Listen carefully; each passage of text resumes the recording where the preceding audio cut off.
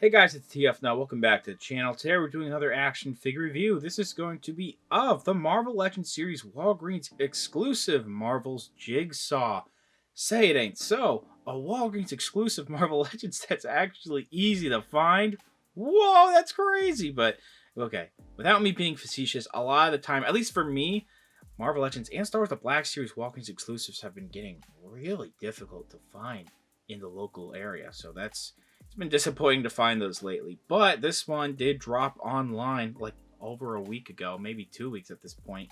Finally got one here, so I was able to order it. Very happy to have it. So let's just go ahead and jump into the packaging. It's very standard with Marvel Legends. It says Legends series, has a really nice green backdrop there. You can see for the top half here, big in the box, some of the content to come with here.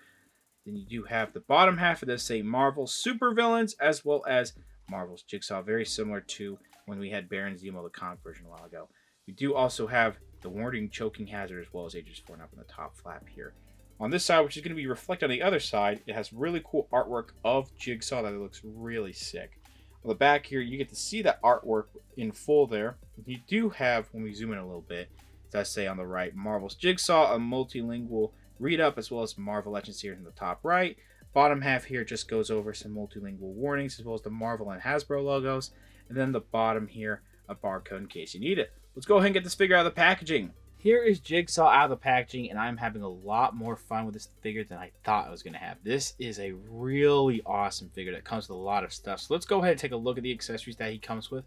Then we'll take a closer look at the figure. So as you can see, we actually get a really good amount of accessories with this figure. A lot that I'm seeing here, I just remembered, comes with the 2020 motorcycle version of Punisher. So that's pretty cool. As you can see here, we're going to start off with the baseball bat. It's this metal baseball bat. We've gotten this with that Punisher as well as Hammerhead, I believe, earlier this year from the retro collection of Spider-Man stuff. This silver looks great. The paint apps on here, it's just mostly in a silver metallic paint, but it just looks really good. It looks textured. It's just really nice. I also really like the glossy black paint on the handle here. It's a pretty stiff plastic, so you're not going to worry about it being gummy or anything. Bottom here also has some silver, looking really nice. We also get this machete, really nice, again, very similar to the bat, has some nice silver textured details on the blade, and then you can see a little bit of some sculpting right around here. I don't really know what this would be called with this little indent. That's really sick. The black handle looks good, except there's something weird. You can see some glossiness with the mat right there. See? A little weird looking, not sure exactly what's going on there, but when he's holding it, you're not going to really see it. But we do have some nice silver paint apps, very small ones, whatever these rivets are supposed to be. That looks really nice. Now the shotgun here, I really like the sculpt. It's just that the paint, there's not much with the silver. It's molded in this silver, but it kind of does have that pearlized effect, but it doesn't look too bad, I don't think. Sculpting is pretty good. I like the black handle as well as the underbarrel right there. This all just looks really sick. Glad to have another sawed-off shotgun. Realistic looking sawed-off shotgun too in the collection. Now moving on to the effects pieces. As you can see with this shotgun, we have two portholes here. We've gotten effects pieces like these blasting effects, these orange translucent ones before. And you just pop that in there, and I wish they would indent in the sculpting with a flat piece so it can these two can go side by side and with ease, because right now it's making both of these just kind of go outward. It looks a little awkward, unfortunately. It's still cool that you get this feature though, and as you can see, one is longer than the other, but they're both in translucent orange plastic. We have two different types of smoke, well, just really two different types, one of each of these smoke effects. We've gotten these before, except they would just be a clear translucent plastic. They have a little bit of black paint going on in here to make it look a little bit more smoky.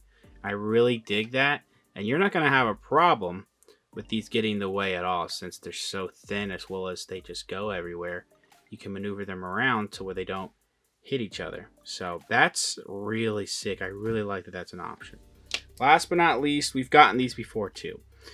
Two of these knives, ever since Bucky Cat, man, we've gotten these.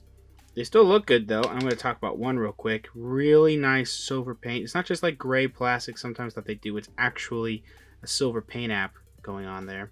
as well as this black handle, which there's not much going on with the black handle. It's just a matte, it's almost a glossy black handle. It still is a very nice sculpt for a knife. So the first question we got to ask is what's being reused here, because Marvel Legends sure does like their reuse. First of all, I thought that this plastic coat overlay was the same as Hammerhead's. Maybe it's time to start backing out a little bit. It's not, because if you can see towards the bottom here, there's a lot more rounded than Jigsaw's. Even more folds there towards the chest. So these are different. That even has a handkerchief in the pocket, whereas that just doesn't. But they do reuse the same arms, I believe. And if they don't here, they definitely do with Happy Hogan that we got in that Target exclusive pack right there, from the button placement on the cuffs to how the arms are kind of formed and whatnot, and how the wrinkles are formed. It's a little hard to see some of the details of the white just because, you know, the light getting on this can be a little bit hard to see. What they also did, instead of giving us the blocky legs, I don't mind these. They're just a little too blocky sometimes, but they gave us different legs. These are with the Loki from 2020, of course, 2021 actually. But we also have the Captain Marvel version of Nick Fury. These exact same legs because it has the ankle swivel there. Now I'm going to say this. If they do this suit body, we'll maybe get rid of this stuff covering the chest. But if they do the suit arm body with the new arms and these different legs, like every time from now on, instead of the legs that don't, you know, just have a pivot and not a swivel at the ankle, I will get like as many suit bodies as I can, because I really, really like it on this figure, man. First of all, let's talk about the head sculpt. This thing is absolutely gorgeous looking head sculpt. It's very gnarly and nasty, but it's supposed to. Look at all those stitches on his face. Pulled up lip. Look at the teeth. The way the eyes look. They're even centered there. Looking really sick. There's lots of nice wrinkles. A little bit of a wash almost going on. Maybe not a wash, but a little bit of some detail in some of the cracks on his face too. It just is a beautiful piece. Some of the red going into the hair sculpt right there. It's really nice looking. The wavy hair. The way, you know, it could be a little bit better with the paint apps and the black hair. It's just a flat black, but look at that giant scar on the back of his head. That looks fantastic. So they really knocked it out of the park with this head sculpt. I really like it. Now, it's not perfectly a metallic silver, but it still looks pretty decent. This little collar piece here, I'll take it off later, but it can be removable actually. And it does have some pretty decent sculpting with some nice dents, as you can see, really some dimples mostly. Some nice line work with the sculpting. So all that, I think, looks pretty decent. Now, we get down to the coat body. A lot of people I've seen have cut this body so that it actually has an exposed torso. I'm not going to do that here, but I kind of do recommend doing that because I can't tell what's being used underneath here. I believe the lower everything with the lower torso, even the crotch piece, is reused with this boy right here. Yeah, I don't think we've gotten this before. This could be unique to this figure, or we could have gotten it a long time ago. I just don't remember. But the black right here on the handkerchief, it's just a solid black. Same thing with the buttons, a solid black. Nothing too special going on there because the rest of it's just molded in this way, this white color, almost kind of off-white. It's not pure white. There's a little bit of some wrinkles going on towards the back down there, as you can see, around the shoulders as well. And then you can see some nice black. It's just a solid black, but some paint apps on the buttons on the cuffs. Looks like a little bit of white is coming through. Not too bad. The way that these arms are sculpted with the wrinkles and all that, I think it looks really good. They do have pins, but I don't really mind too much, honestly. I was trying to pinpoint what hands these were reused from. I can't tell because I don't know if I've seen these before. Maybe they're similar to 2020 Punishers. I don't think they're the exact same. They have an up and down joint though. This is a gripped hand. And then I thought, you know, this is just a hand that we get all the time with, you know, trigger hand with Marvel Legends. But that one goes in and out. This one goes up and down. So that's crazy. The way these, they even have like, it feels like there's paint apps on the hands here actually. Sometimes they're just molded in the skin color. But, you know, they're actually like a matte color. So sometimes they're a little bit more, I wouldn't say glossy, but they're definitely not as matte on this hand here as it is here. I think I just really like it. It's really sick what they're doing. And it does match the skin tone pretty well. If not, the face might be a little bit dark, but not too much. Wrinkles going towards the pants. Lots of wrinkles going towards the pants, actually, in the inner and outer thighs. You can even see some of the wrinkles on the joints on the back of his knees. See, I can't really lift this up because of that coat overlay, but there's a little bit of line work going down the pants, too. Lots of, if you could see, wrinkles in the legs, too. And then we do have these standard shoes that we've gotten plenty of times that I don't really have a problem with when it comes to Marvel Legends. And sure, maybe these look a little too much. The ankles look a little too much like almost like ball joints, but I don't really mind it too much as long as the articulation is pretty decent. And if it doesn't look too distracting, honestly, the way that it looks. It just looks a little bit too circular, but that's fine to me. And there's the placement for the whatever those are, the peg holes in the bottom of the feet in case you have a stand. He does have a tie on here too. I believe that was glued in there.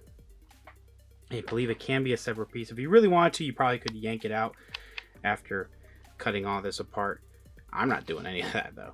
Anyway, let's talk about the head articulation. So he doesn't have the dumbbell system, but he has a standard joint where it goes forward and back really decently, side to side. This kind of gets in the way, but not entirely.